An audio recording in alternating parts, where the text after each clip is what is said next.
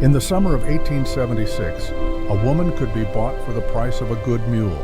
Elodie Hargrove learned this You can't on a Tuesday, fool me with your lies, standing woman! on a saloon I speak the stage truth, in sir. Your Deadwood, wearing her accusations are dead baseless. mother's Lies! dress. A mountain man named Thaddeus Calhoun learned it too, and he decided $60 wasn't enough to value a human The soul. fire's steady. The Black Hills rose like broken Almost teeth ready. against the Good. Dakota sky, raw and unforgiving. Deadwood sprawled in a gulch between them, a town born of gold fever and sustained by greed. The streets ran with mud and whiskey in equal measure. Men came here to get rich or die trying. Women came here because they had nowhere else to go. Elodie Hargrove arrived on a Thursday morning 3 weeks before the auction. She rode in the back of her father's wagon, wedged between burlap sacks of flour and her brother's hunting rifles. The dress she wore was black wool too heavy for summer, made for a funeral that happened 3 years ago, her mother's funeral. Constance Hargrove had died quietly, as she had lived asking for nothing and receiving less. Elodie's father Rufus sat up front with the reins. He was 54 years old, with a beard stained yellow from tobacco and eyes that saw everything in terms of cost. Next to him sat Dalton, Elodie's older brother by 5 years. Dalton had his father's eyes and none of his mother's mercy. They had traveled 4 days from their failing farm in Nebraska. Rufus owed money to the bank, to the general store, to the undertaker who'd buried Constance. He owed money to men whose names Elodie didn't know, men who sent letters with threats folded inside. The solution, Rufus decided, was simple. His daughter was 23 years old, unmarried, and according to the doctor who'd treated her childhood fever, incapable of bearing children. She could not cook well. She read too much. She asked questions. She was, in his estimation, useless. But useless things could still be sold. Elodie learned of the plan on the second night of their journey. They'd made camp beneath a stand of cottonwoods, and Dalton had gone to check the horses. Rufus sat by the fire, whittling a piece of pine into nothing. "There's a man in Deadwood," he said, without looking at her. "Runs a saloon called the Brass Horn. Name's Silas Drummond. He's got use for a woman who can read and write, keep his books, serve drinks, other things." Elodie's hand stilled over the beans she was stirring. "What other things?" "Whatever he needs." Rufus examined his whittling, turning it in the firelight. "He's paying $60. That covers what I owe to the bank and some extra besides." The spoon slipped from Elodie's fingers into the pot. $60. The price of 3 months' grain. The price of 15 laying hens. The price of her father's bad decisions. "You're selling me." It wasn't a question. Rufus heard it anyway and bristled. "Don't make it sound like that. You're of age, old enough to earn your keep. You've been a drain on this family long enough. Your ma spoiled you with all them books, made you think you were better than what you are. Mother taught me to read because she believed your mother's dead." Rufus's voice cut like a blade. "And her believing didn't pay for her coffin. You will, one way or another." Elodie felt something cold settle in her chest, heavy as a stone dropped in deep water. She had known, in some distant way, that her father did not love her. But knowing and understanding are different things. Understanding came now sharp and clean. She was livestock. She was inventory. She was a problem with a $60 solution. She did not argue. Arguing with Rufus Hargrove was like arguing with weather. She nodded, once pulled the pot from the fire, and walked into the darkness beyond the camp. She did not cry. Crying was for people who still believed in mercy. Deadwood received them with indifference. The town was too busy eating itself alive to notice 3 more souls joining the feast. Rufus drove the wagon straight to the Brass Horn Saloon, a 2-story structure that leaned slightly left as if trying to escape its own shadow. The sign above the door showed a brass horn curled like a question mark. Below it, painted in uneven letters, "Drummond's Establishment, Ladies Welcome." Elodie knew what kind of ladies were welcome here. Silas Drummond met them on the porch. He was 48 years old and looked 60, with a belly that spoke of prosperity and eyes that spoke of calculation. He wore a vest of green brocade already damp with sweat despite the early hour. A gold watch chain stretched across his middle, glinting like a fishing lure. "Hargrove!" He extended a hand to Rufus, ignoring Elodie entirely. "Got my telegram, I see." "Got it." Rufus shook the offered hand. "This here's Elodie. She can read, write in cipher. Healthy. No pox scars. Virgin, far as I know." Elodie's face burned. Silas looked at her, then the way a man might look at a horse before purchase. His gaze traveled from her face to her feet and back again, lingering nowhere and everywhere. "How old?" 23. "Bit old." Silas frowned.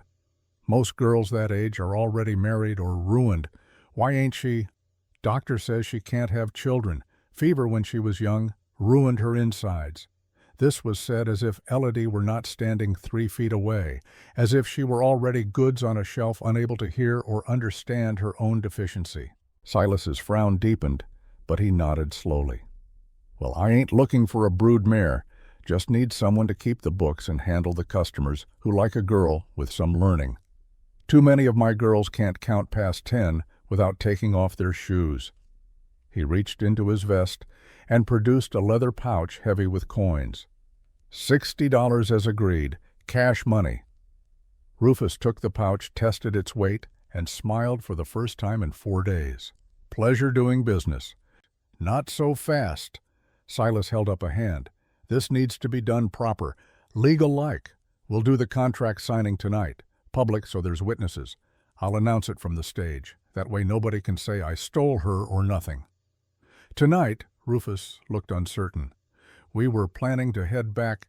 "You'll stay till it's done. I'm paying good money and I want it recorded right. Town clerk will be there. You'll sign her over, I'll pay you in front of witnesses, and she'll be mine, free and clear." Mine. The word hung in the air like smoke.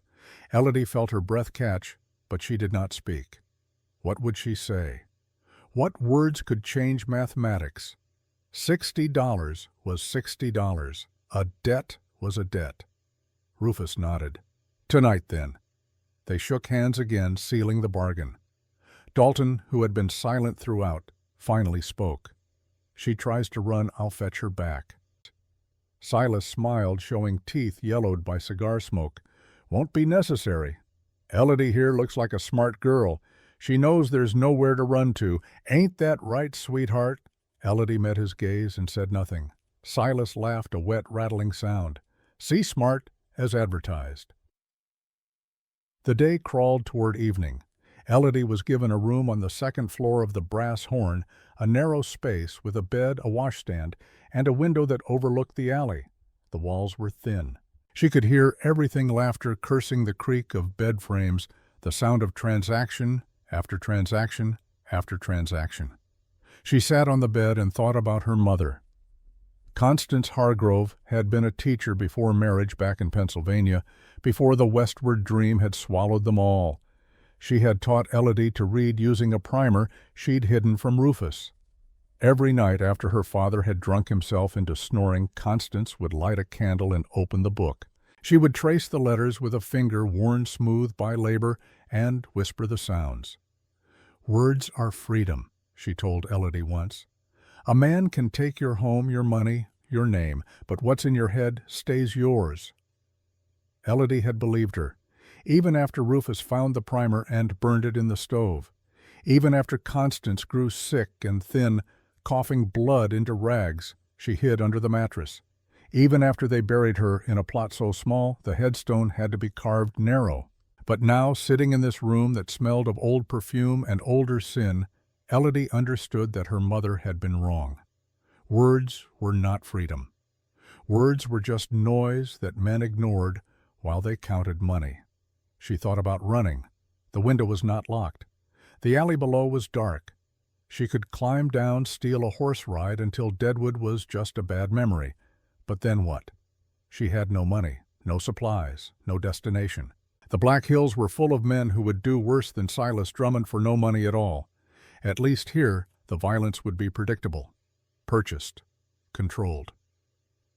She did not run. At 7 o'clock, Silas knocked on her door. He had changed into a black suit that fit poorly, straining at the shoulders. His hair was slicked back with pomade that smelled like cloves and regret. "Time to make it official," he said. "Put on something nice if you got it." Elodie had nothing nice. She wore what she had worn all day, her mother's black funeral dress. It was the only dress she owned that was not patched or faded beyond recognition. Silas looked her over and frowned. "Black's bad luck for a celebration, but I suppose it'll do, makes you look respectable. The customers will like that." He led her downstairs. The saloon was full now, packed with miners and drifters and men whose fortunes changed with every card turned. The air was thick with smoke and noise. A piano player hammered out a tune that nobody listened to. Women in bright dresses circulated through the crowd, laughing at jokes that were not funny, touching arms that did not deserve touching. In the center of the room, a small stage had been cleared. Rufus and Dalton stood to one side, looking uncomfortable in the chaos. Next to them stood a thin man in spectacles, the town clerk, holding a ledger and looking bored. Silas led Elodie onto the stage. The crowd quieted, sensing entertainment. "Gentlemen," Silas's voice boomed, "and ladies, of course, I got an announcement. As you know, the Brass Horn is Deadwood's finest establishment. We pride ourselves on quality. Quality liquor, quality gaming, and quality companionship." Laughter rippled through the crowd. Elodie stood still, hands clasped in front of her eyes, fixed on a point above the heads of the watchers. "Tonight I am pleased to introduce our newest acquisition, Miss Elodie Hargrove, late of Nebraska. She's educated, she's refined, and she's going to help us run the classiest operation this side of Cheyenne." More laughter. Someone whistled. Elodie felt her face grow hot, but she did not move. Silas turned to Rufus. "You got the papers." Rufus produced a folded document from his coat. The town clerk opened his ledger. Silas made a show of reading the contract aloud, though most of the crowd was too drunk or too disinterested to listen. The terms were simple. In exchange for $60, Rufus Hargrove transferred all parental authority over his daughter to Silas Drummond. She would work for Silas for a period of no less than 5 years, after which time she would be free to leave if she could repay the $60 plus interest. The interest, Elodie noted, was compounded monthly at a rate that meant she would never repay it. Not in 5 years. Not in 20. She was being sold into permanent servitude, and everyone in the room knew it. Nobody cared. Rufus signed the document. The clerk witnessed it. Silas counted out $60 in coins and bills, making sure everyone saw the transaction. Then he turned to Elodie and smiled. "Welcome to the Brass Horn, sweetheart. I think you're going to do just fine here." He reached out to take her arm. His hand was damp and soft, the hand of a man who had never worked harder than lifting a glass. Elodie pulled away. It was not a dramatic gesture. She simply stepped back, putting space between herself and Silas's reaching hand. But in that crowded room with all those eyes watching, it was enough. The smile slid from Silas's face. "Don't be shy now. We're all friends here." "I am not your friend." Elodie's voice was quiet, but it carried. "And I am not your property." Silence fell like a curtain. Even the piano player stopped, his hands frozen above the keys. Silas's face darkened. "Your father just signed you over to me, legal and proper. That makes you exactly my property." "My father," Elodie said, "is a coward and a fool, and you are a slaver with a fancy title. I will not work for you. I will not obey you. And I will not be bought." For a moment nobody moved. Then Rufus lunged forward, grabbing Elodie's arm. "You ungrateful! You'll do as you're told, or so help me." Elodie twisted, trying to break free. Dalton moved to help his father. The crowd, sensing violence, pressed closer. And then from somewhere in the chaos, a voice cut through. "I'll double it." The crowd parted. A man stepped forward from the shadows near the bar. He was tall, broad-shouldered, with a beard going gray and eyes the color of winter sky. He wore buckskins that had seen hard use, and a knife rode his hip in a beaded sheath. He moved like water, smooth and certain, and the crowd gave way without thinking. He walked to the stage and placed a leather pouch on the clerk's table. The pouch landed with a heavy thud. $120, he said. Cash. I'm buying the contract. Silas stared at him. Who the hell are you? Thaddeus Calhoun. I trap and hunt in the hills. And I just heard you say this woman's freedom costs $60. So I'm paying double. That makes the contract mine. That ain't how it works. Yes, it is. Thaddeus turned to the town clerk. According to territorial law, contracts for labor can be transferred if the new buyer pays at least double the original sum within 30 days of signing. This contract was signed 5 minutes ago. I'm paying double. Draw up the transfer papers. The clerk blinked. Well, that is technically nothing. Thaddeus's voice did not rise, but something in it made the clerk flinch. You know the law. Do your job. Silas's face went purple. You can't just walk in here and, I just did. Thaddeus looked at Elodie for the first time. His eyes were not kind exactly, but they were not cruel. They were the eyes of a man who had seen too much and expected nothing. Miss, do you want to leave with me? Elodie's heart hammered against her ribs. She looked at Thaddeus, at Silas, at her father's greedy, angry face. She thought about the 5-year contract with interest compounded monthly. She thought about the thin walls and the creaking beds and the laughter that was not really laughter. She thought about her mother, who had believed words were freedom. Yes, Thaddeus nodded once. Then it settled. He looked at the clerk. Papers. Now. The clerk, hands shaking slightly, began to write. Silas sputtered protests, but Thaddeus ignored him with the ease of a man ignoring wind. Rufus tried to object, demanding more money, but Thaddeus simply looked at him until he went quiet. In less than 5 minutes, the transfer was complete. The clerk blotted the ink, stamped the document, and handed it to Thaddeus. $120 changed hands. The crowd, disappointed that no fight had erupted, began to disperse back to their drinks. Thaddeus folded the paper and put it in his pocket. Then he took it out, again walked to the stove in the corner of the saloon, opened the iron door, and threw the contract into the flames. "What are you doing?" Rufus shouted. "That's legal proof of nothing." Thaddeus watched the paper curl and blacken. "She's not property. Not mine, not yours, not his." He turned back to Elodie. "You're free. You can come with me if you want. I've got a place up in the hills. It ain't much, but it's safe and it's quiet. You can stay there till you figure out what you want to do next, or you can walk out that door right now and go anywhere you please. Your choice." Elodie stared at him. "Why would you do this?" Thaddeus was silent for a long moment. When he spoke, his voice was softer, almost sad. "Because once, a long time ago, I didn't help someone who needed it. And I've been paying for that every day since. Maybe this is my chance to pay a little less." He turned and walked toward the door. After 3 steps, he stopped and looked back. "Well, you coming or not?" Elodie did not hesitate. She walked off the stage, past Silas's impotent fury, past her father's outstretched hand, past her brother's glare. She followed Thaddeus Calhoun out of the Brass Horn Saloon and into the deadwood night. Behind her, she heard Rufus shouting about money, about rights, about ungrateful daughters. She did not look back. Outside, the air was cool and sharp, cutting through the smoke stink of the saloon. Thaddeus's horse was tied to a post nearby, a gray gelding with patient eyes and a white star on its forehead. Thaddeus untied the reins and swung into the saddle with the ease of long practice. "Can you ride?" he asked. "Not well." "Good enough." He reached down. "Give me your hand." Elodie took his hand. It was calloused and strong, the hand of someone who worked for everything he had. He pulled her up behind the saddle in one smooth motion. She grabbed his coat to steady herself, feeling the solid warmth of him through the buckskin. "Hold on," he said. "It's 12 miles to my place, and the trail's rough. This is Ash. He's steady, but he don't like surprises."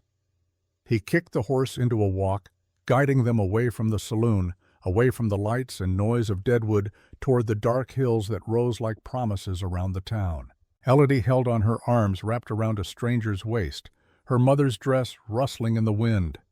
Beneath her, Ash moved with the patient rhythm of an animal that had made this journey many times before. She did not know where she was going. She did not know if this man was savior or simply a different kind of devil.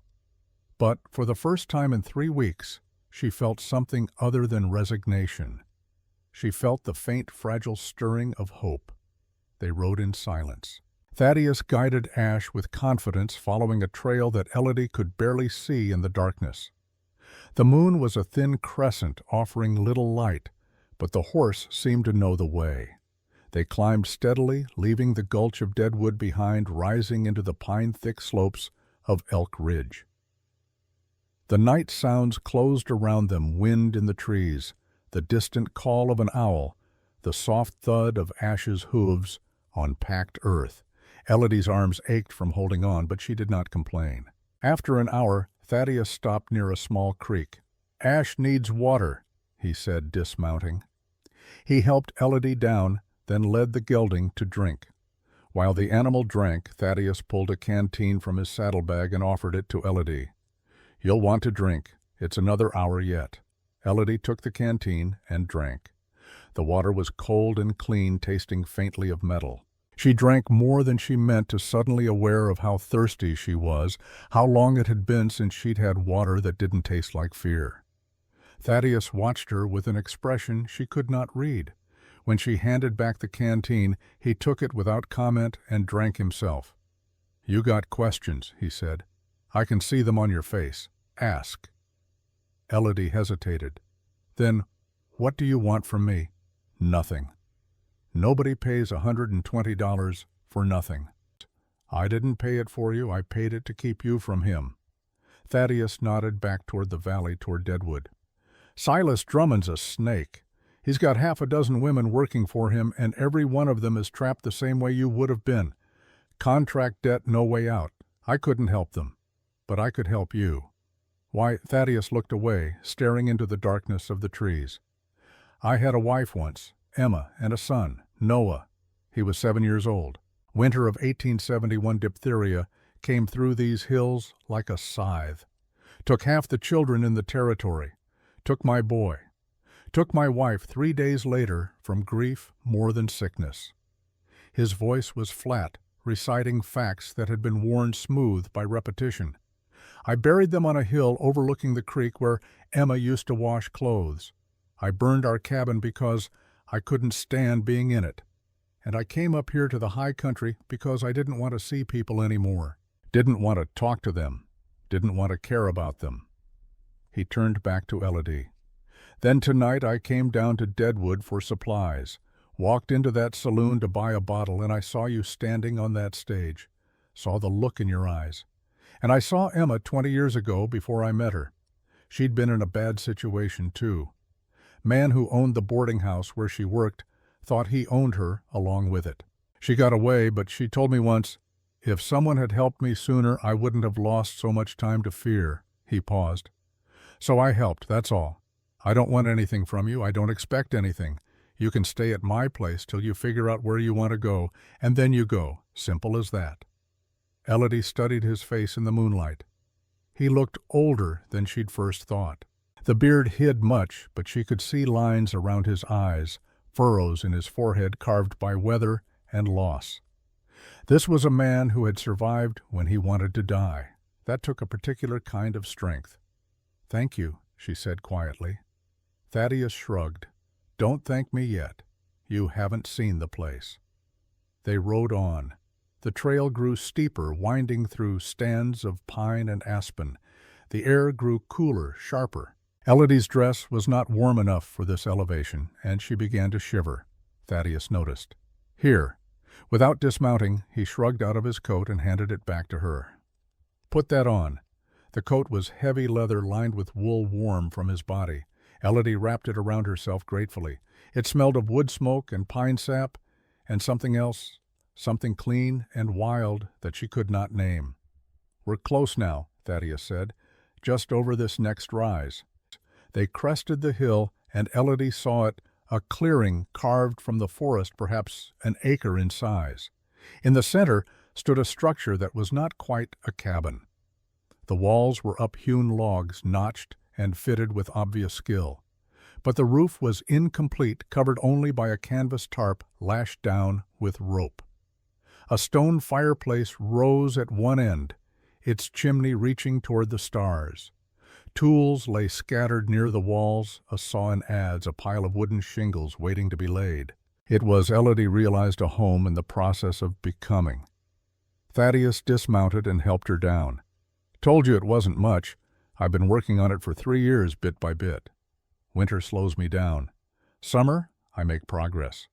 Roof should be done before the snow comes. Maybe." He led Ash to a small lean-to at the edge of the clearing and began unsaddling. The horse nickered softly, content to be home. Elodie stood in the center of the clearing, looking around. The night was so quiet here. No piano, no laughter, no boots on wooden stairs, just wind and trees and the far-off call of something wild. "There's a cot inside," Thaddeus said, carrying the saddle to the lean-to. "Blankets are clean. I'll sleep out here by the fire. You'll be safe." "Where will you sleep?" "Got a bedroll. I'm used to sleeping outside. Done it most of my life." He walked to the cabin and pushed open the door. It had no lock, no latch. Inside was simple: a cot against one wall, a table, and 2 chairs, a trunk, a few shelves holding supplies. A lantern hung from a beam. Thaddeus lit it, and warm light filled the space. "It ain't fancy," he said, "but the walls are tight, and the fire draws good. You'll be warm enough." Elodie stepped inside. The floor was smooth wood, swept clean. The cot had a quilt folded at its foot, patched but whole. Everything spoke of care, of attention, of someone who took pride in small things. On one of the shelves she saw a book, then another. 5 books in total, their spines worn a Bible, an almanac, a carpentry manual, a volume of poetry by Longfellow, and a small journal with a leather cover. "You read—" The question escaped before she could stop it. Thaddeus looked at the books and nodded. "Some. Emma taught me. I knew my letters before, but she taught me to love reading. That journal was hers. She kept notes about plants, weather, things she saw. After she died, I couldn't bear to read it, but I couldn't throw it away either." Elodie felt something twist in her chest. "I'm sorry." "Me too." Thaddeus moved to the door. "There's water in the pitcher, food in the trunk if you're hungry. I'll be right outside if you need anything. Just call out." "Thaddeus." He paused, one hand on the doorframe. "Thank you," Elodie said again, "for everything." He looked at her for a long moment, his face unreadable in the lamplight. Then he nodded once and stepped outside, closing the door softly behind him. Elodie stood alone in the cabin. She could hear Thaddeus moving around outside, building up the fire, settling Ash in the lean-to. Normal sounds, safe sounds. She sat on the cot, and for the first time in 3 weeks, she allowed herself to breathe. The tension that had been coiled in her chest since Nebraska began to loosen, unspooling like rope dropped from tired hands. She was not free, not truly. She had no money, no destination, no plan. But she was here in a half-built cabin on a mountain with a man who had asked nothing of her except a choice. That was something. That was enough. Elodie lay down on the cot, pulled the quilt over herself, and closed her eyes. Outside she heard Thaddeus singing softly to himself, some old song she did not recognize. His voice was rough, but not unpleasant. The voice of a man who sang because the silence was too heavy. She thought of her mother who had believed in words and freedom. She thought of the contract burning in Silas Drummond's stove. She thought of the trail that had brought her here to this mountain, to this moment. And for the first time and longer than she could remember, Elodie Hargrove slept without fear. Morning came cold and bright. Elodie woke to the smell of coffee and wood smoke. For a confused moment, she did not know where she was. Then memory returned: the saloon, the auction, Thaddeus Calhoun, and his gray horse Ash, the ride through darkness. She sat up, wincing at the stiffness in her back. The cabin was warmer than she'd expected, and she realized Thaddeus must have come in during the night to stoke the fire. She had not heard him. That spoke either to his stealth or to how deeply she had slept. Elodie stood and smoothed her dress. In daylight, the cabin looked different. She could see the craftsmanship in the walls, the way each log had been chosen and fitted. The fireplace was beautiful work, each stone carefully placed. This was not the rough shelter of someone simply surviving. This was the work of someone who still believed in building even after loss. She opened the door and stepped outside. The clearing was bathed in early sunlight, the grass heavy with dew. Thaddeus knelt by the fire, pouring coffee from a battered pot into 2 tin cups. He looked up as she approached. "Morning. Coffee. Please." He handed her a cup. The coffee was strong and bitter, but hot. Elodie wrapped her hands around the cup and sipped, feeling the warmth spread through her. "Sleep all right?" Thaddeus asked. "Yes, better than I have in a long time." He nodded, satisfied. "Good. You need your rest. Today we'll get you settled proper. Figure out what comes next." "What comes next?" Elodie repeated. "Well," Thaddeus poured himself more coffee. "Way I see it, you got choices now. I can take you back down to Deadwood, put you on a stage east if that's what you want, or west to Cheyenne, give you enough for fare and a little extra to start somewhere new. You would do that." "Said I would. I don't say things I don't mean." He sipped his coffee. "Or if you want, you can stay here for a bit. Week, month, whatever you need. I'm working on finishing this cabin before winter. Could use an extra pair of hands if you're willing. I can't pay much, but you'd have a roof, food, and safety. When you're ready to move on, you move on. No debt, no obligation." Elodie stared at him. "Why would you offer that?" "Because I got more space than I need and more quiet than is good for a man. And because I remember what it's like to have nowhere to go." Thaddeus set down his cup. "But I want to be clear, if you stay, it's just what I said. Helping build, nothing more. You'll sleep in the cabin. I'll sleep outside. We'll work during the day, and you'll be safe. I won't touch you. I won't bother you. And when you want to leave, you leave." The morning sun caught in Elodie's hair, turning it copper. She looked around the clearing at the half-built cabin at the mountains rising beyond. She thought of Deadwood, of Silas Drummond, of her father counting coins. She thought of Nebraska, and the farm, and the grave where her mother lay under a stone too small. She had been running from things her entire life. Maybe it was time to run towards something instead. "I'll stay," she said. "For now, I'll help you build." Thaddeus studied her face as if making sure she meant it. Then he nodded. "All right then, finish your coffee. We start in 10 minutes. There's work to do." And so it began. The work began with wood. Thaddeus led Elodie to the edge of the clearing where a pile of pine logs lay stacked like fallen soldiers. Each log was perhaps 12 feet long, stripped of bark, the pale wood still weeping sap in the morning sun. He selected one, running his hand along its length, checking for straightness. "This one's good," he said. "We'll use it for the west wall. Needs to be notched first, then fitted. You ever work with wood before?" "No." "Then watch first. Learn the pattern. Then you can try." Thaddeus picked up a tool that looked like a small axe with a curved blade. An adze, he called it. He showed her how to mark the notch, how to chip away the wood in careful, controlled strokes. His movements were economical, practiced. No wasted motion. The wood came away in curls that smelled of summer and resin. "The key," he said without looking up, "is patience. You rush, you split the grain. Split the grain, the whole thing's weak. Weak joints mean a cabin that won't stand winter." Elodie watched. After 10 minutes, Thaddeus handed her the adze. "Your turn." The tool was heavier than she expected. The handle was worn smooth from years of use, warm from Thaddeus's grip. Elodie positioned herself as he had shown her and swung. The blade glanced off the wood, barely marking it. "Too tentative," Thaddeus said. "It ain't going to bite you. Commit to the stroke." She tried again. This time the blade bit deeper, but at the wrong angle. Wood splintered instead of curling away clean.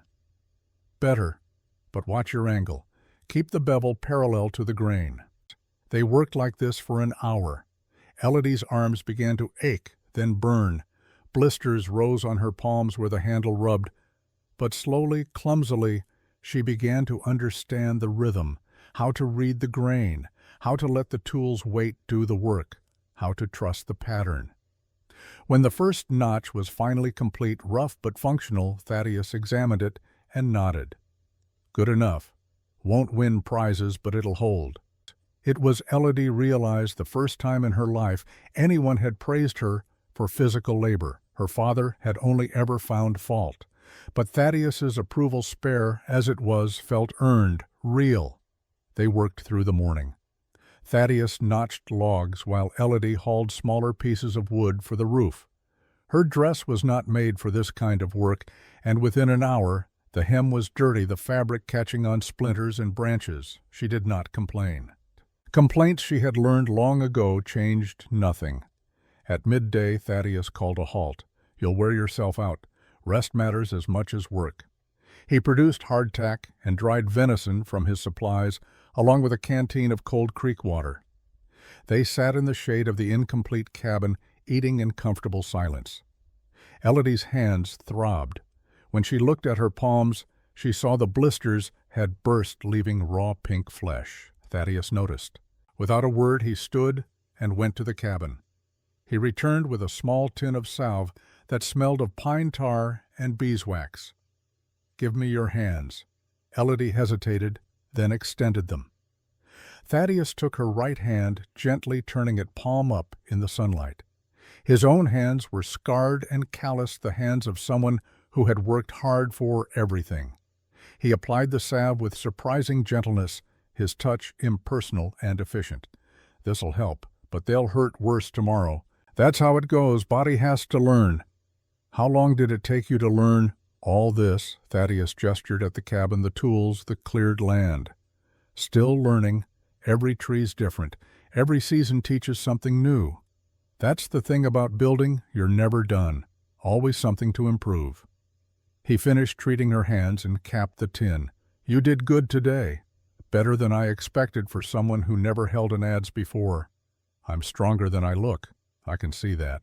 Thaddeus stood brushing wood chips from his pants. But strength ain't just about muscle. It's about not quitting when everything hurts. You got that kind of strength? I could tell last night, watching you stand up to your father, that took more grit than swinging an axe.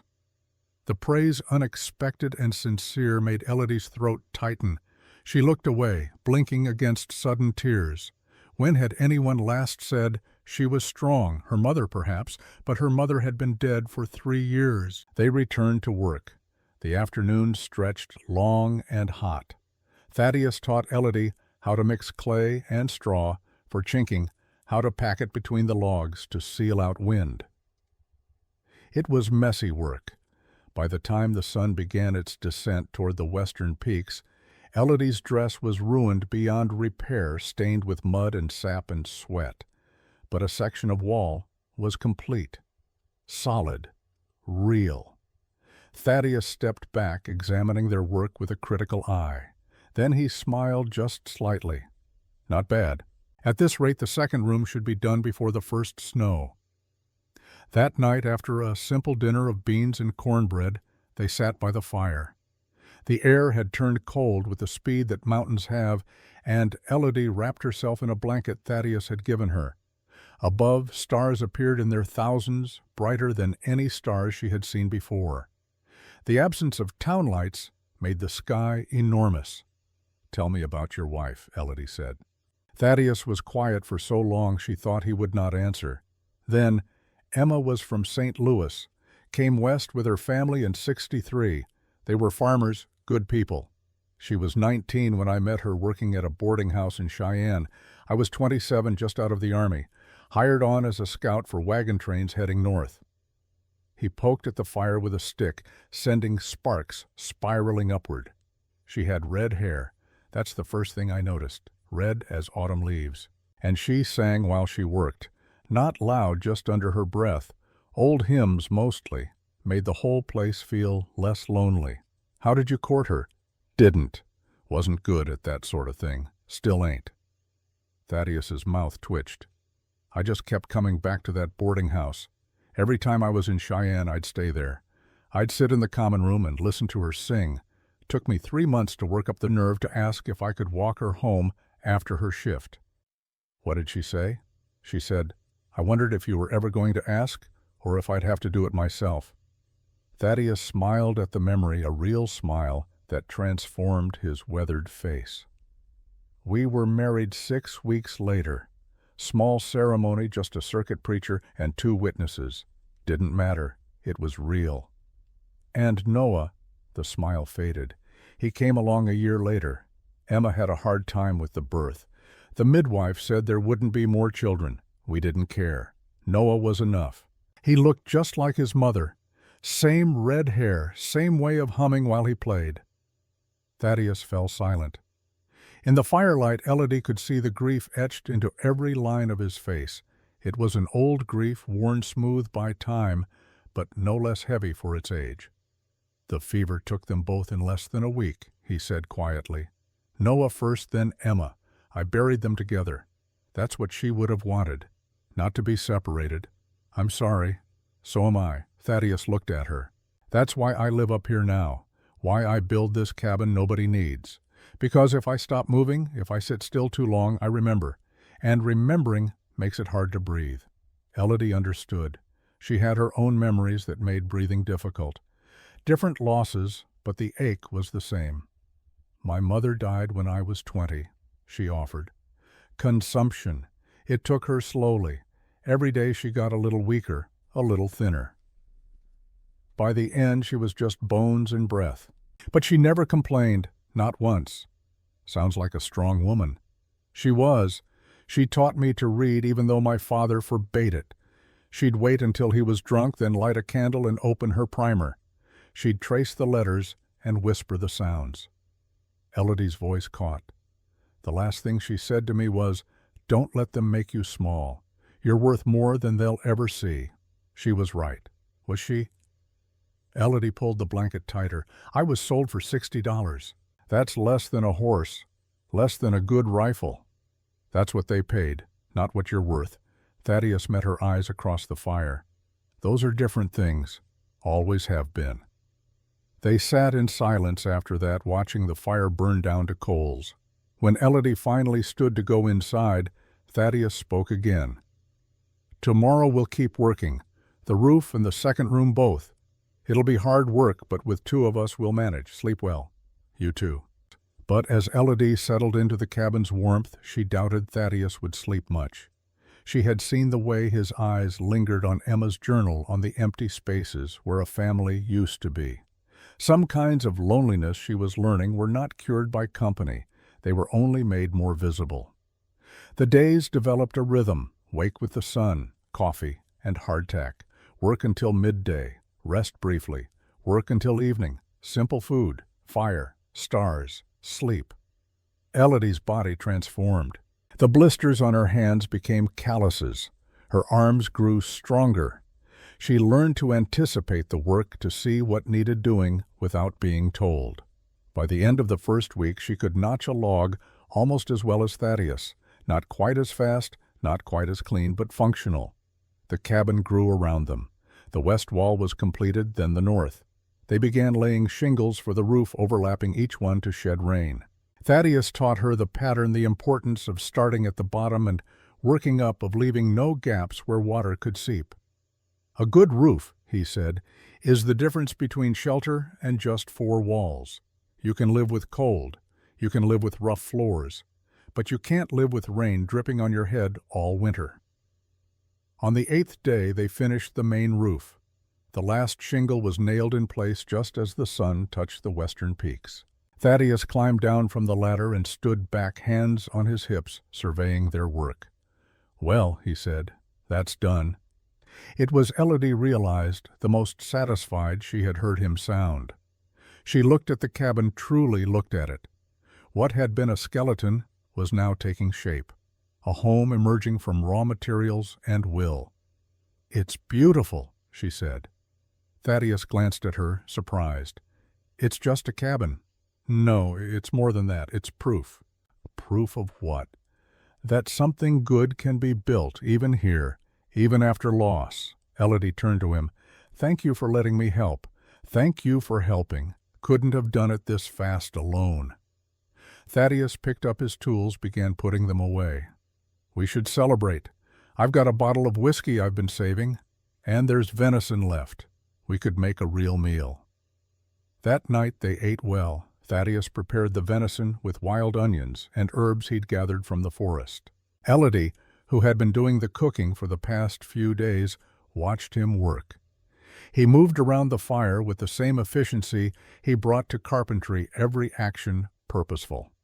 "You're a good cook," she observed. Had to be. Emma tried, bless her, but she could burn water. Thaddeus smiled at the memory.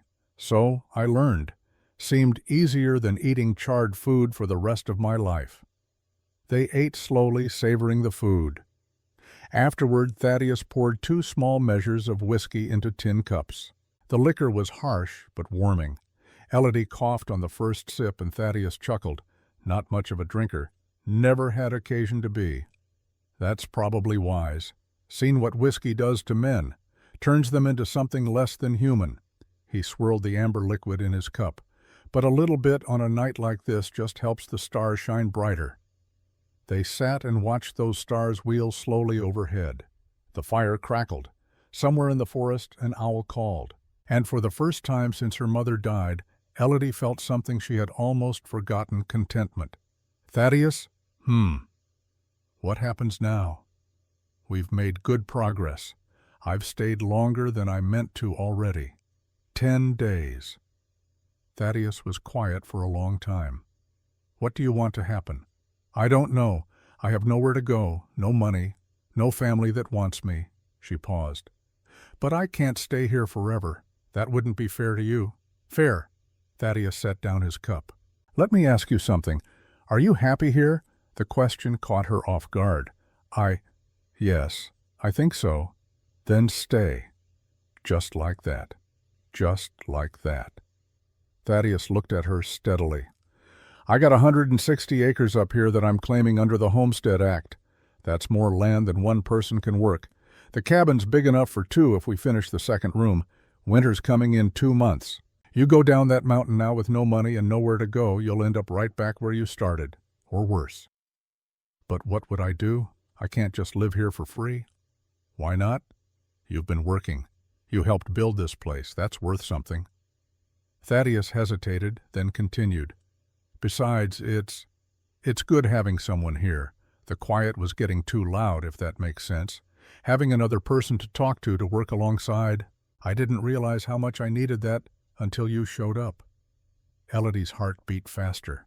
Are you sure? I don't say things I'm not sure about. You stay as long as you want. We'll figure out the details as we go. Finish the second room. Put in a proper door between them. You'll have your space. I'll have mine. We'll be neighbors under one roof. Neighbors? Elodie repeated softly. That's right. Nothing more. Nothing less. Unless... Thaddeus trailed off, then shook his head. No, neighbors is good. Elodie wondered what he had been about to say, but she did not push. Some words needed time to ripen before they could be spoken. All right, she said. Then I'll stay, for now. Good. Thaddeus stood brushing off his pants. We'll start on that second room tomorrow. Should have it done before the first snow. That night, lying in the cabin that she had helped build, Elodie listened to the sound of Thaddeus moving around outside.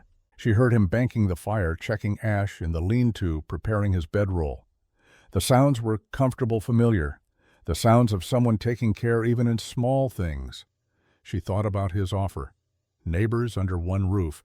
It was a strange arrangement, but no stranger than everything else that had happened in the past 2 weeks. And it was honest. Thaddeus Calhoun, whatever else he might be, was honest. Elodie closed her eyes and let sleep take her. Tomorrow would bring more work, more wood, more slow transformation of materials into shelter. But tonight she was content. The second week brought new challenges.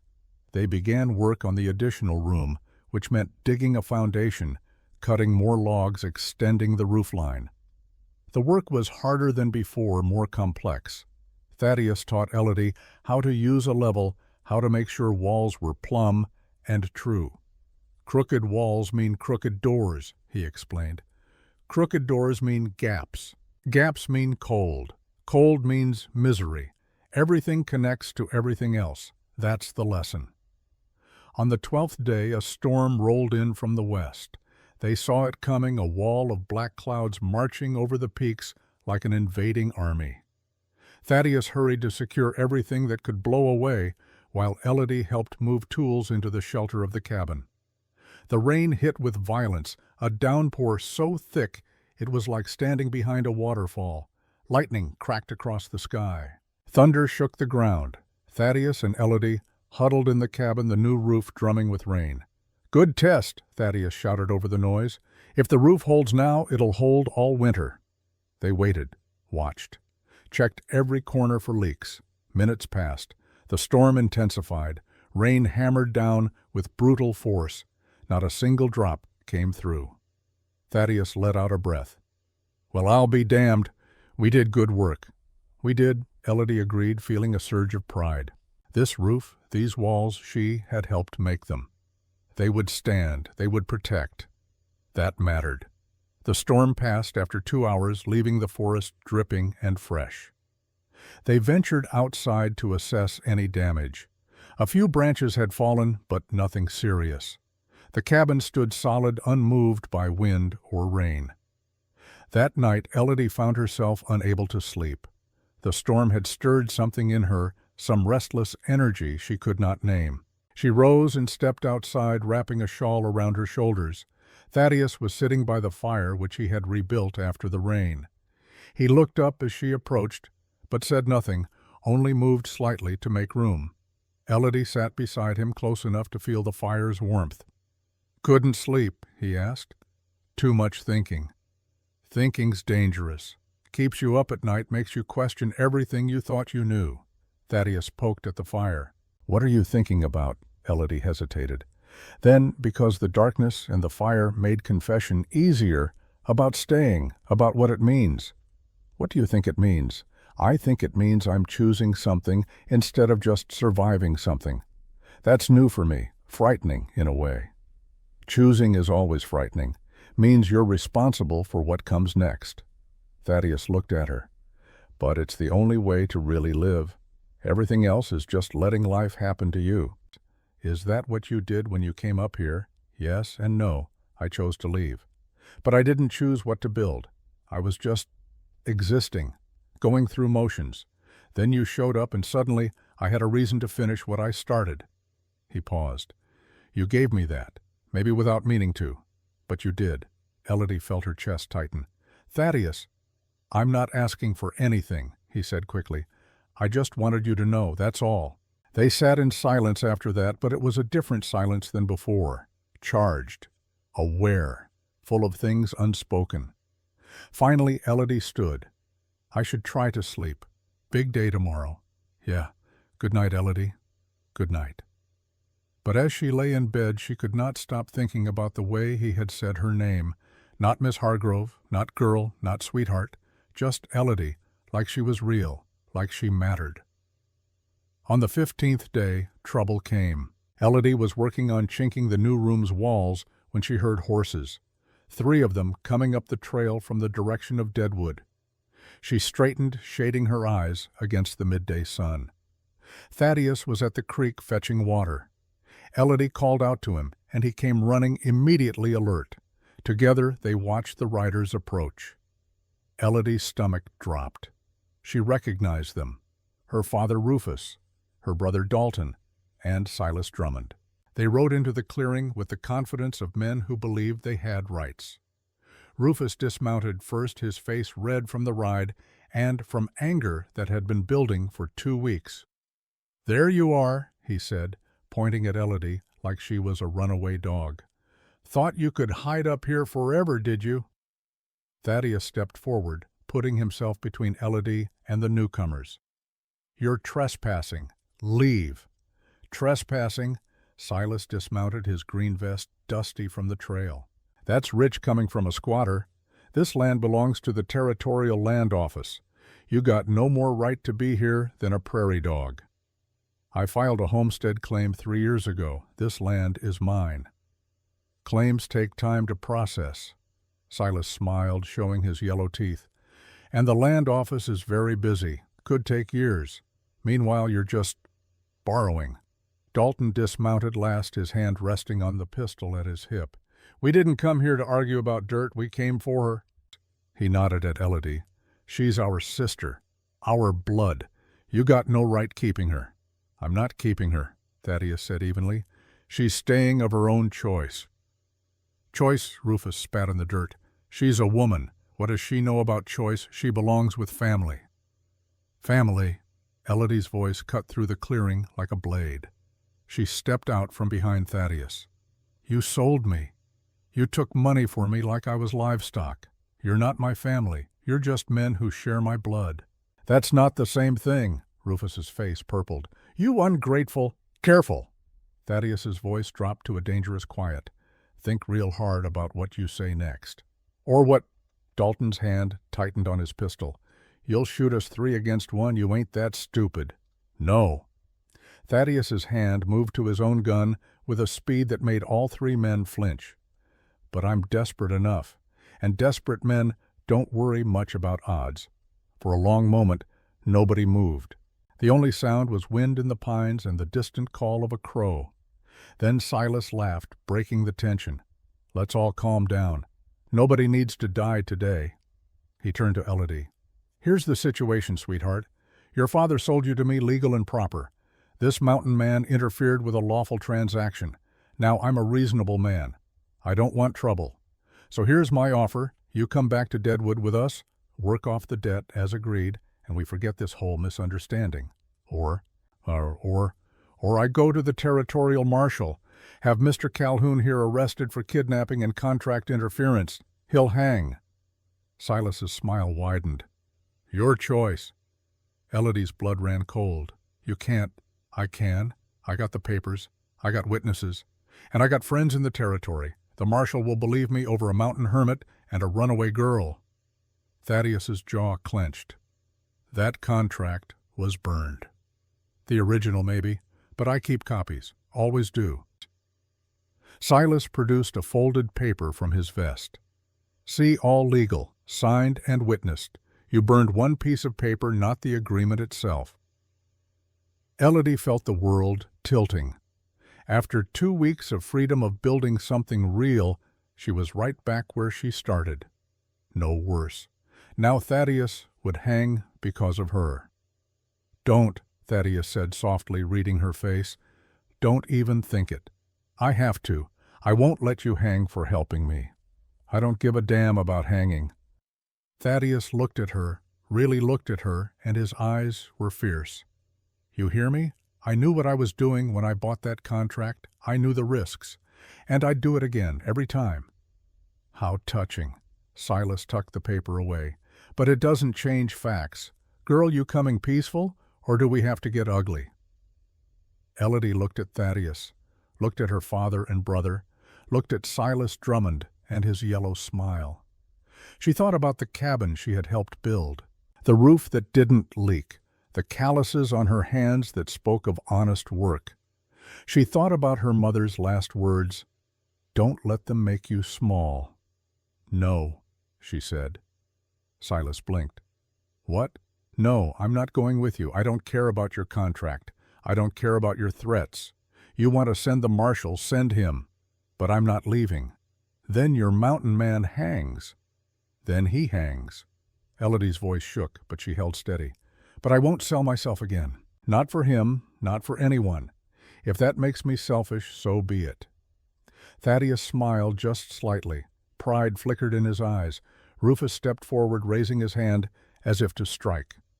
Thaddeus moved faster, catching the older man's wrist in an iron grip. "Touch her," Thaddeus said softly, "and I'll break your arm. Then I'll break the other one. Then I'll start on your legs." Rufus paled. Thaddeus released him with a shove that sent the older man stumbling back. "Get off my land. All of you. Now." "This ain't over," Silas warned. "I'll be back with the law." "Then come back with the law, but come alone, because if I see you 3 on my property again without a badge, I won't be so polite." The 3 men mounted their horses, Dalton still fingering his pistol, clearly wanting to draw, but not quite brave enough. They wheeled their horses and rode back down the trail, Silas calling back, "You got 2 weeks before I bring the marshal. 2 weeks to change your mind." Then they were gone, swallowed by the forest. Elodie's legs gave out. She sat hard on the ground, shaking. Thaddeus knelt beside her. "You all right?" "No." "Yes, I don't know." She looked up at him. "Thaddeus, I can't let you hang for me." "You're not letting me do anything. I'm choosing." He helped her to her feet. "Besides, Silas is bluffing." "How do you know?"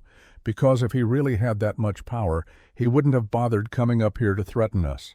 He'd have just sent the law. No, he's hoping to scare you into coming back on your own. But what if he's not bluffing? Then we'll deal with it." Thaddeus squeezed her hand, then released it. "One problem at a time. Right now we got a cabin to finish. Come on." They returned to work, but the easy rhythm of the past 2 weeks was broken. Elodie kept glancing at the trail, expecting to see riders. Thaddeus worked with increased intensity, as if building faster could somehow ward off the future. That night neither of them could eat much. They sat by the fire, but the silence was no longer comfortable. "I should leave," Elodie said finally. "Go somewhere far. That way they can't use me against you. They'll find you. Men like Silas don't give up. They see giving up as weakness." "Then what do we do?" Thaddeus stared into the flames. "We make you legally untouchable." "How?" He looked at her, and in his eyes she saw something she hadn't seen before. Not resignation, not pity, determination. "We get married, for real, with a preacher and papers and everything legal. Once you're my wife, their contract don't mean shit. A woman belongs to her husband according to territorial law. They can't claim you." Elodie's breath caught. "You'd do that, marry someone you barely know to protect them." "I know you well enough. You're honest. You work hard. You don't complain. You're brave. That's more than most marriages start with." Thaddeus paused. "Besides, it don't have to be real, just legal. We say the words, sign the papers, and you're protected. When this is all done, when they give up, we can, I don't know, figure something out. An annulment, if that's what you want. But the important thing is keeping you safe, keeping you free." Elodie looked at him, this man who had paid everything he had to save a stranger. This man who built beautiful things in the wilderness just to keep his hands busy and his mind from drowning.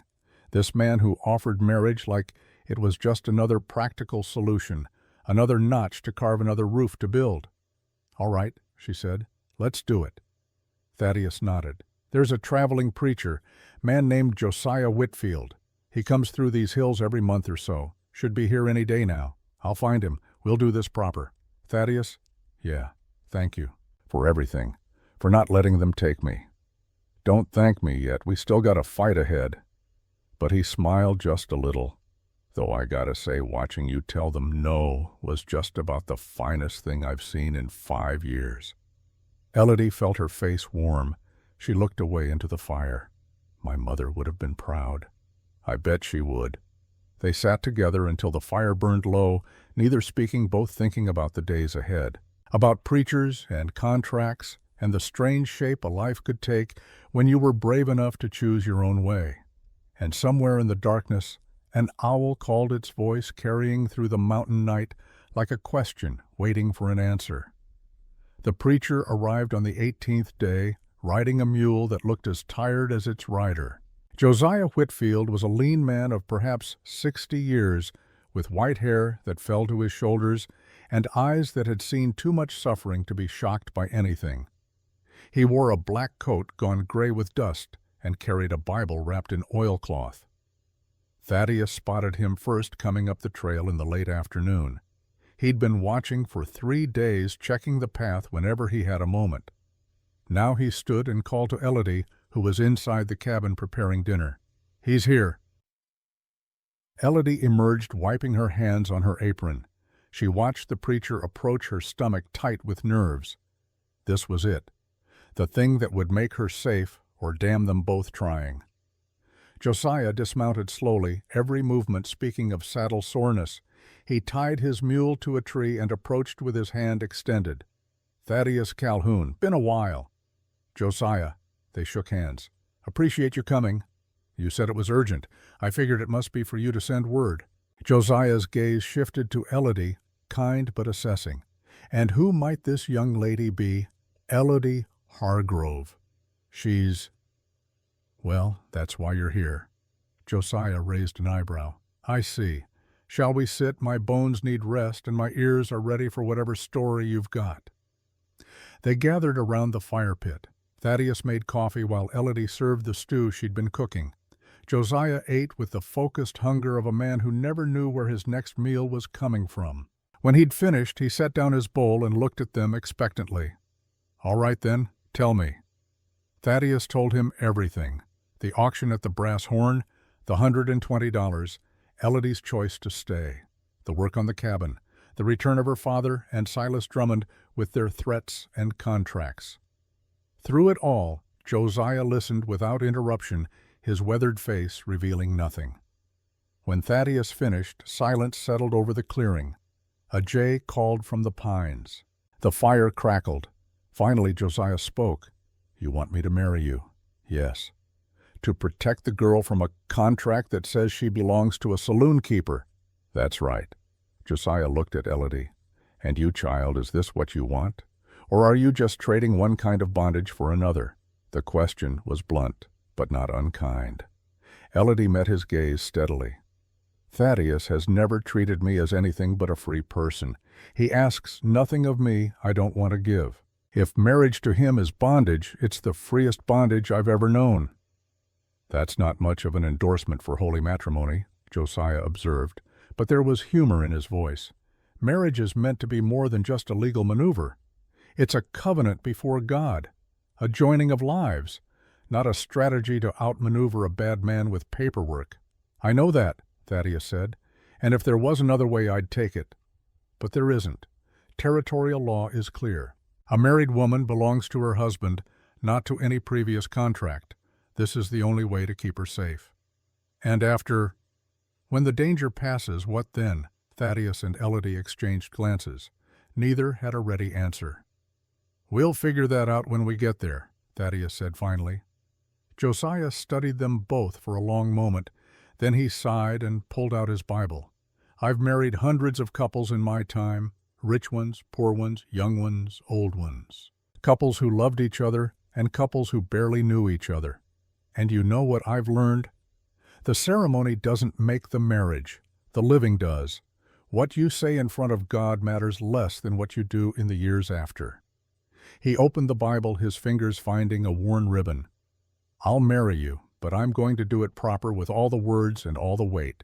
Because even if you see this as just a legal arrangement, I won't cheapen what marriage means. You'll make the vows, real vows. And if you break them later, that's between you and God. But today you'll mean them. Understood? Understood, Thaddeus said. Good. We'll do it tomorrow morning. That'll give you both time to think about what you're doing. If either of you changes your mind before dawn, no shame in it. But once the sun rises and the words are spoken, there's no taking them back. That night, Elodie could not sleep. She lay on her cot staring at the rough-hewn beams of the ceiling, thinking about vows and covenants and the strange path that had led her here. Tomorrow, she would become Elodie Calhoun, a married woman, wife to a man she'd known for less than 3 weeks. It should have terrified her. Perhaps it should have felt wrong, rushed, desperate. But it didn't.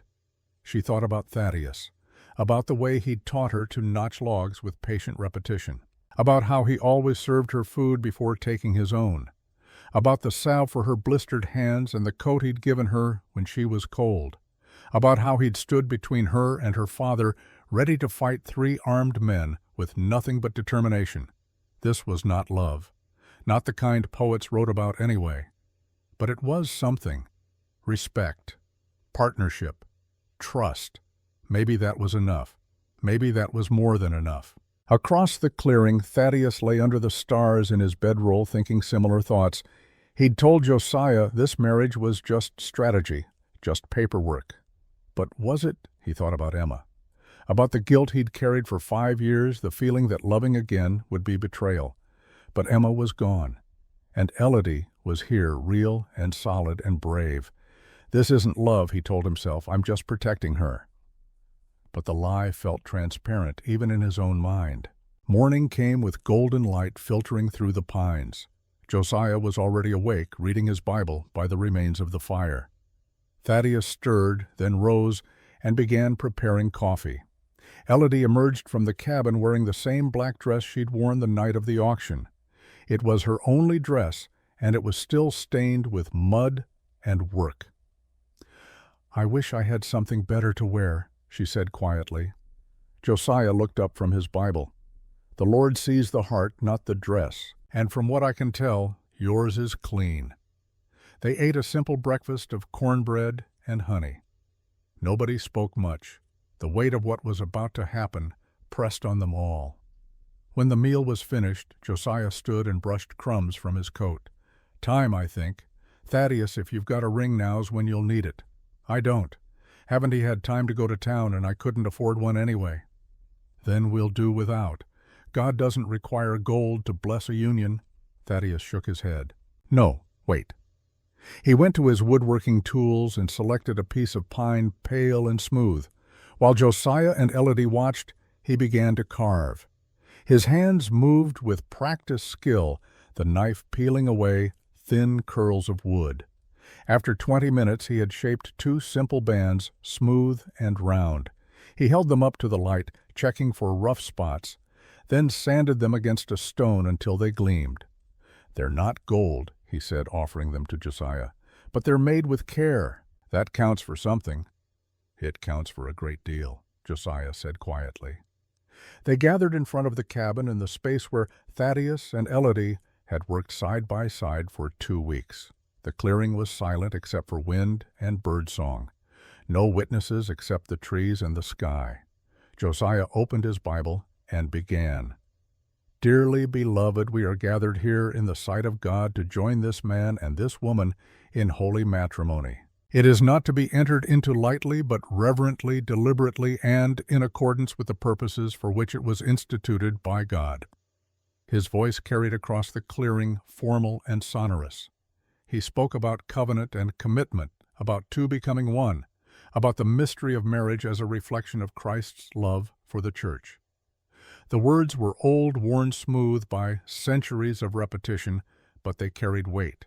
"Thaddeus Calhoun, do you take this woman to be your lawfully wedded wife, to have and to hold from this day forward for better or worse, for richer or poorer, in sickness and in health, to love and to cherish until death parts you?"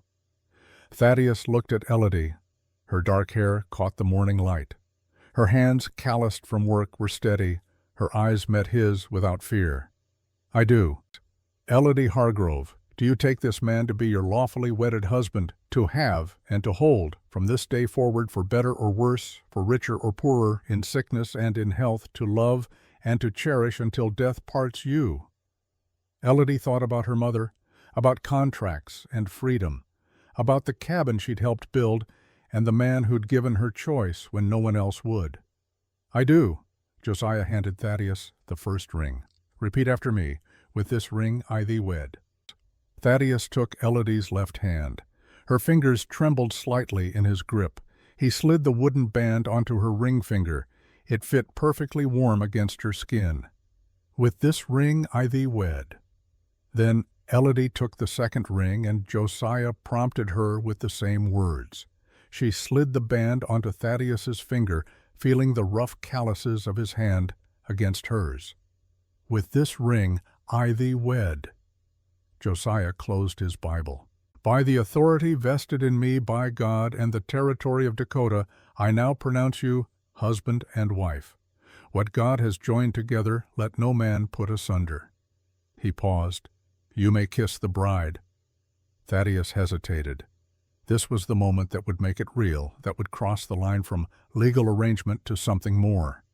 He looked at Elodie silently, asking permission. She nodded just slightly. He leaned forward and kissed her. It was brief, chaste, just a brush of lips. But in that moment something shifted. Some invisible barrier fell away.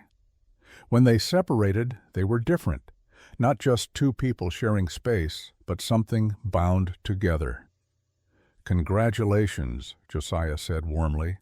"May your life together be blessed." Thaddeus and Elodie stood there suddenly, unsure what came next.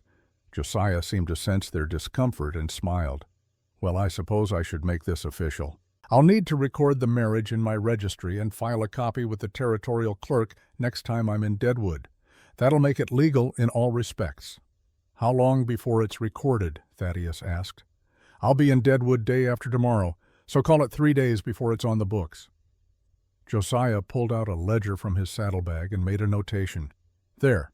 Thaddeus Calhoun and Elodie Hargrove married this 25th day of August 1876 on Elk Ridge, Dakota Territory. Witnessed by Josiah Whitfield, ordained minister."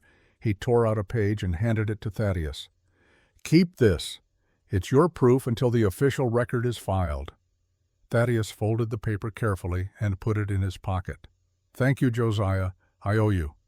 "You owe me nothing, though if you've got any of that stew left, I wouldn't say no to breakfast." They spent the rest of the morning in surprisingly companionable conversation. Josiah told stories of his travels through the territory of marriages and baptisms and funerals in mining camps and frontier towns. He had a gift for storytelling, painting vivid pictures with his words. "I once married a couple in a blizzard so fierce we had to shout the vows to be heard," he said. "The bride's dress froze stiff as a board, but they meant every word. Last I heard they had 6 children and a farm outside Bismarck." "You believe in this, don't you?" Elodie asked. "Marriage, even when circumstances aren't ideal." "Especially when circumstances aren't ideal. That's when you need something bigger than yourself to hold on to." Josiah looked at her seriously. "I won't lie to you, child. What you've got here is unusual. Most marriages start with courting and love. Yours started with necessity. But I've seen necessity become love more often than you'd think. The key is choosing to make it so. Every day. That's what the vows mean. Not that you feel a certain way today, but that you commit to choosing each other tomorrow and the day after and all the days that follow." After Josiah left, riding his tired mule back down the mountain, Thaddeus and Elodie stood together in the clearing. The silence stretched between them, not quite comfortable, not quite awkward. "So," Thaddeus said finally, "we're married." "Yes." "Feels strange." "Yes." Thaddeus rubbed the back of his neck. "Look, I know what Josiah said about vows and commitment, and I meant what I said up there. But I also know this isn't what either of us would have chosen under normal circumstances. So I want you to know nothing has to change. You sleep in your space, I sleep in mine. We work together like we have been. We're just legally bound now, that's all." Elodie looked at the wooden ring on her finger. It was simple, unadorned, but beautiful in its way. The wood was smooth, lovingly shaped. This was not a ring bought in haste or given carelessly. This was a ring made with thought and care. "Thaddeus," she said quietly, "do you regret this?" "No, do you?" "No." She met his eyes. "I just want to know what you're thinking. You've been quiet all day." Thaddeus was silent for a long moment. When he spoke, his voice was rough. "I'm thinking that I stood in front of God and promised to cherish you. And I'm thinking that I don't know if I remember how to cherish anything. I've spent 5 years just surviving, just putting one foot in front of the other. I don't know if I have anything more than that to give. I'm not asking for more than that. Just honesty, partnership, what we've had these past weeks." "That I can do." Thaddeus held out his hand. "Partners." Elodie took his hand. His grip was warm and strong, the hand of someone who kept his promises. "Partners." They returned to work. There was still much to do before winter. The second room needed finishing, firewood needed cutting, and stacking supplies needed to be laid in. They fell back into their rhythm, working side by side, speaking little, but understanding much. But something had changed. Small things. The way Thaddeus's hand lingered on hers when passing a tool. The way Elodie found herself watching him work, admiring the quiet competence of his movements. The way they sat closer by the evening fire, not quite touching, but aware of each other's presence. On the 3rd day after the wedding, as Josiah had promised, the marriage was officially recorded in Deadwood. News traveled fast in small frontier towns. By evening, Silas Drummond knew. He arrived the next morning with Marshal Kane Teague. The marshal was a tired-looking man of 56 with graying hair and eyes that had seen too much stupidity to be impressed by more of it. He sat his horse with the weary patience of someone who'd rather be anywhere else. Thaddeus and Elodie met them in the clearing. Thaddeus stood with his hand near his gun, while Elodie remained close beside him, shoulders back, chin raised. "Mr. Calhoun," the marshal said, "I'm here about a complaint filed by Mr. Drummond regarding kidnapping and contract interference." "There was no kidnapping. Miss Hargrove, Mrs. Calhoun, now came with me willingly." Silas spoke up, his face red. "She was under contract to me. Legal contract. He interfered." "That contract was voided when I bought it from you," Thaddeus said calmly. "Double the price as territorial law allows. And then you burned it. You destroyed legal property. I destroyed paper that said a human being was property. There's a difference." Marshal Teague held up his hand. "Let's keep this civil. Mr. Drummond, you claim this woman was contracted to you for labor. Mr. Calhoun claims he legally purchased and then voided that contract. Do I have that right? He also married her," Silas sputtered, "3 weeks after taking her. That's coercion. That's legal," the marshal interrupted. "I checked with the territorial clerk before riding up here. The marriage was performed by Reverend Whitfield, who's properly ordained. It's registered and filed. Mrs. Calhoun is legally this man's wife, which means she can't be held to any previous labor contracts. Those are superseded by marriage." Silas's face went from red to purple. "That's horseshit. He did this just to get around the law." "Maybe so, but he did it legally. There's no law against marrying someone to protect them." The marshal looked at Elodie. "Ma'am, I need to ask you directly. Are you here of your own free will? Has Mr. Calhoun forced you or threatened you in any way?" "No, Marshal. I'm here because I choose to be. Thaddeus, my husband has treated me with nothing but respect and kindness. The only people who have threatened or coerced me are my father and Mr. Drummond. And you want to stay here? You're not being held against your will. I want to stay. This is my home now." Marshal Teague sighed and turned to Silas. "There's nothing I can do. The woman is married. The contract is void. You got no case. I paid her father $60, then sue her father for the return of your money. But the woman, she's beyond your reach now." The marshal gathered his reins. "Mr. Calhoun, Mrs. Calhoun, I apologize for the intrusion. Mr. Drummond, we're done here." "This isn't over," Silas hissed. "I'll find another way. You'll do nothing," the marshal said tiredly, "because if I hear you've been harassing these people again, I'll arrest you for menacing. Now mount up. We're leaving." Silas shot one last venomous glare at Thaddeus and Elodie, then climbed onto his horse. They watched the two men ride away, disappearing into the trees. When they were gone, Elodie let out a breath she hadn't known she was holding. Is it really over with Silas? Maybe. He's a snake, but he's also a coward. He won't risk jail. Thaddeus relaxed slightly. But your father and brother, they might still try something. Let them try. Elodie's voice was fierce. I'm not afraid anymore. Thaddeus looked at her, really looked at her. The frightened girl who'd stood on the auction block was gone. In her place stood a woman who'd learned to notch logs, who'd built a home with her own hands, who'd faced down threats without flinching. No, he said softly, you're not. That night they celebrated with the last of Thaddeus's whiskey, just a small amount poured into tin cups and raised toward the stars. To freedom, Thaddeus said. To choices, Elodie added. They drank. The whiskey burned, but it was a good burn, the burn of survival and victory. Thaddeus, Elodie set down her cup. What happens now? What do you mean? I mean, we're married. We're safe. But what do we do with that safety? Do we just keep building, keep working, keep living as neighbors who happen to be legally bound? Thaddeus stared into his cup. What do you want to happen? I don't know. I just know that when I think about leaving here, about going somewhere else, I feel... She struggled for words. Empty, wrong.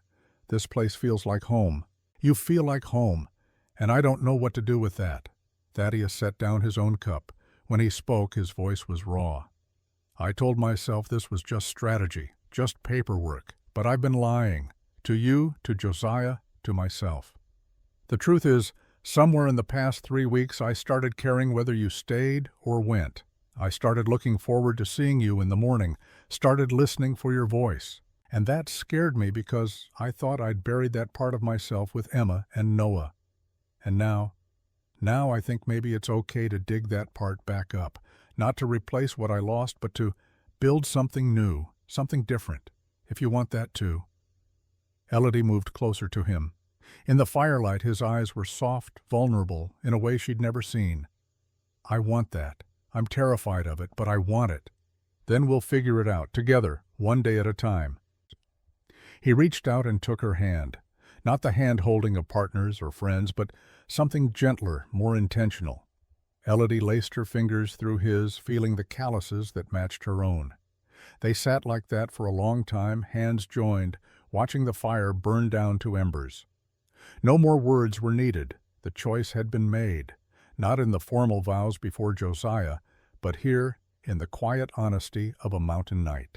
When the fire finally died and the cold began to creep in, Thaddeus stood and helped Elodie to her feet. They walked to the cabin together. At the door, Thaddeus paused. Elodie, yes. Would you, that is, I was thinking, there's no reason for me to keep sleeping outside. The second room is finished. It has a door. You'd still have privacy. But it seems foolish for me to freeze out here when there's a perfectly good room going to waste. Elodie smiled. I think that would be wise. Practical. Just practical. Thaddeus agreed, but there was warmth in his voice. That night, for the first time since they'd met, they both slept under the same roof. Thaddeus in the second room, Elodie in the first, a door between them. But it was an unlocked door, an open door, a door that perhaps would not always need to be there. The days grew shorter as summer tipped toward autumn. The aspens began to turn gold, painting the mountainside in brilliant color.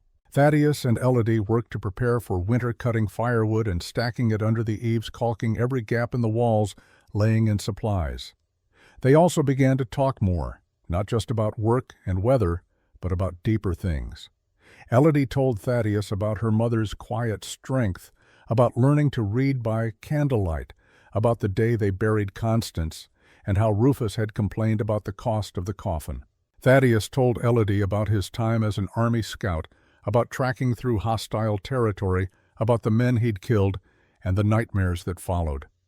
He told her about Emma's laugh, about Noah's favorite game of finding shapes in clouds, about the guilt of surviving when they had not. Do you think they'd approve? Elodie asked one evening. Your wife and son. Of this. Of me. Thaddeus considered the question seriously. Emma always said life was for the living. That grief was natural but shouldn't become a prison. I think she'd want me to be happy, or at least to try. And Noah. Noah would have liked you. You would have taught him to read better than Emma could. He was always asking questions, always wanting to understand how things worked. You've got that same curiosity. Elodie felt her eyes sting. I wish I could have met them. Me too. But in a way they brought us together. If I hadn't lost them, I wouldn't have come to this mountain. Wouldn't have been in Deadwood that night. Wouldn't have seen you standing on that stage. Thaddeus looked at her. Maybe that's their gift to me, one last kindness.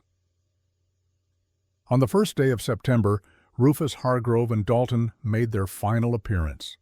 They rode up the trail at dawn, dismounting before they reached the clearing and approaching on foot. Thaddeus saw them first and woke Elodie. They're here, your father and brother. Elodie's jaw tightened, but she nodded and followed him outside. They stood together, presenting a united front. Rufus looked older than he had 3 weeks ago, more haggard. Dalton's hand rested on his gun, but his eyes were wary. Elodie, Rufus said, no preamble, no greeting. I'm here to make one last offer. I'm not interested. Just listen. Silas is done. The marshal made that clear. But you're still my daughter. Blood is blood. Come back with us to Nebraska. We'll forget this whole mess. You can help on the farm. No more talk of selling or contracts, just family. Family. Elodie's voice was flat. You sold me to a saloon keeper, and now you want to talk about family. I was desperate. The bank was going to take everything. So you took everything from me instead." Elodie stepped forward. "You taught me that I was worthless, that my only value was what someone would pay. But Thaddeus taught me different. He taught me that I'm worth the work I do, the choices I make, the person I decide to be. You can't offer me anything that matters because I already have everything I need." Dalton spoke up. "You're making a mistake. Winter's coming. You'll freeze up here, starve. And for what? To prove some point. I won't freeze, I won't starve. We have supplies firewood, and we know how to survive." Elodie's voice softened slightly. "Dalton, if you came here because you actually care, I appreciate it. But if you came because Father told you to, then you're wasting your time." Dalton looked away, unable to meet her eyes. Rufus tried once more. "Elodie, please. I know I wasn't the best father, but I'm trying to make it right." "No, you're not. If you wanted to make it right, you'd apologize. You'd admit what you did was wrong. But you can't do that, can you? Because you still think you were justified." Rufus's face hardened. "Fine. Stay here with your mountain man. Freeze or starve or live happily ever after, I don't care anymore. But don't come crying to me when this all falls apart." "I won't." Elodie's voice was steady. "Goodbye, Father." Rufus turned and stalked back toward the horses. Dalton hesitated, looking at his sister one last time. "I hope you know what you're doing," he said quietly. "I do. I finally do." Dalton nodded once, then followed his father. They mounted and rode away without looking back. Thaddeus put his arm around Elodie's shoulders. "You all right?" "Yes, better than all right." She leaned into him, feeling his warmth, his solidity. That was the last thread. "I'm free now, completely free." "So what do you want to do with that freedom?" Elodie turned to face him. "I want to stay here, build a life, a real one, with you, if you'll have me." Thaddeus smiled a real smile that transformed his weathered face. "Mrs. Calhoun, I'd be honored." He kissed her. Then not the chaste brush of their wedding day, but something deeper, a promise, a beginning. When they pulled apart, both were breathing hard. "Come on," Thaddeus said, taking her hand. "We've got a full day's work ahead. That south wall needs reinforcing before the first snow." "Always practical," Elodie teased. "Always." But he squeezed her hand, and she understood. The work was how they showed love. Every log notched, every gap sealed. Every preparation for winter was an act of care. This was their language. They worked through the day, side by side, building their future one careful choice at a time. Winter came early that year, arriving in late October with a storm that buried the mountain in 3 feet of snow. But the cabin stood firm. The roof didn't leak. The walls held back the cold. And inside, Thaddeus and Elodie had everything they needed. They spent the long winter evenings by the fire. Elodie taught Thaddeus to read better, working through the poetry book page by page. Thaddeus taught Elodie to carve wood, showing her how to see the shape hidden in the grain. He also taught her to shoot, taking her outside on clear days to practice with his rifle. She learned to load, aim, and fire with steady hands. By spring, she could hit a target at 50 yards. And slowly, inevitably, the door between their rooms began to seem unnecessary. On a night in January during a particularly fierce blizzard, Elodie knocked on Thaddeus's door. "Come in." She opened it to find him sitting on his bed, whittling a piece of pine by lamplight. He looked up, surprised. "Everything all right?" "Yes, the storm is loud. I thought perhaps we could keep each other company." Thaddeus set down his whittling. "I'd like that." She sat beside him on the bed, not quite touching, but close enough to feel his warmth. They talked quietly as the wind howled outside about small things and large things, about the past and the future. Eventually, Elodie's head drooped to his shoulder. Thaddeus put his arm around her, and she curled into him, feeling safe in a way she'd never felt before. They fell asleep like that, tangled together, while the storm raged harmlessly against walls they'd built with their own hands. When spring came and the snow melted, they would expand the cabin again, add a root cellar, plant a proper garden, maybe even get chickens. But that was future work. Tonight, this moment was enough. 2 years later, in the summer of 1879, the cabin on Elk Ridge had grown into something more than shelter. It was a home, a real home, with curtains in the windows and wildflowers planted by the steps. A barn stood beside it, housing 2 horses, Ash and a younger mare named Willow, and a milk cow. A chicken coop buzzed with life. The garden produced more vegetables than 2 people could eat.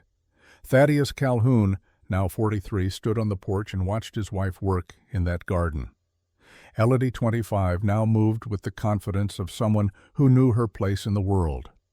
Her hands, once soft and uncertain, were strong and sure. Her laugh, once rare, came easily now. She was singing some old hymn her mother had taught her, the words floating across the clearing like a benediction. Their daughter Rose, 18 months old and red-haired, like her grandmother Emma, toddled between the rows of beans, investigating everything with the serious concentration of toddlers everywhere. Thaddeus felt his chest tighten with an emotion he'd thought he'd never feel again. Not just contentment, but joy. Real, uncomplicated joy. Elodie looked up and saw him watching. She waved her smile bright as summer sun. He waved back, then walked down to join them. Rose squealed and ran to him on unsteady legs, and he scooped her up, breathing in the smell of her hair. "Good day?" Elodie asked, brushing dirt from her hands. "Very good. Johnson from down the valley asked if we'd take his youngest son for the winter, teach him reading and arithmetic." I said yes. "We'll need to set up a proper schoolroom then, maybe in the barn. Maybe. We'll figure it out." Thaddeus shifted Rose to his hip and took Elodie's hand. "We always do." They stood together looking at what they'd built. Not just the physical structures of wood and stone, but something more. A life, a family, a future that neither of them had believed possible on that hot August night in Deadwood when a woman was sold for $60 and a man decided that wasn't enough. On the hill above the cabin, 2 graves stood under a pine tree, Emma and Noah Calhoun together forever. Thaddeus visited them every week, bringing wildflowers and news of his life. He told them about Elodie and Rose, about the school they were starting, about how happiness had found him again when he'd stopped looking for it.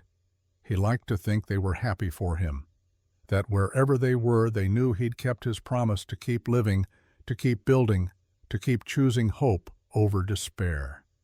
"Thaddeus," Elodie squeezed his hand, "what are you thinking about? Just grateful for all of this, for you, for choosing to stay." "I didn't just choose to stay. I chose you. Every day. That's the difference." He kissed her forehead, then Rose's. "Come on, let's get dinner started. I'm starving." As they walked back to the cabin, Rose between them holding both their hands, Thaddeus thought about the journey that had brought them here, the auction, the ride up the mountain, the slow building of trust through work, the marriage that started as strategy and became love. Every morning when he woke with Elodie warm beside him and Rose babbling in her cradle, he gave thanks for the strange mercy that had brought them all together. They'd been bought and sold by life, but in the end, they'd chosen each other. And that choice, made and remade every day in 1,000 small ways, had made them free. The mountain stood witness, the cabin stood firm, and the Calhouns stood together building their tomorrow one careful choice at a time. And as for the others, Silas Drummond was eventually arrested for fraud and human trafficking, sentenced to 10 years in territorial prison. Rufus Hargrove died 3 winters later alone in Nebraska, his farm lost to the bank. Dalton drifted west to Montana, married a widow with 2 children, and never spoke of his sister again, though sometimes in quiet moments he wondered if she'd been right all along. But up on Elk Ridge, none of that mattered. Up there in a cabin built by stubborn hands and hopeful hearts, a family grew. Children learned to read. Gardens bloomed. And 2 people who'd started as strangers became the truest partners either had ever known. The story of Elodie and Thaddeus Calhoun would be told in the valley for generations, not as a tale of rescue, but as a testament to choice, to the radical act of deciding your own worth, to the quiet revolution of building something good when the world says you're nothing. Their cabin still stands preserved now as a territorial landmark, and above the door, carved in wood by Thaddeus's own hand, are the words that defined their life together: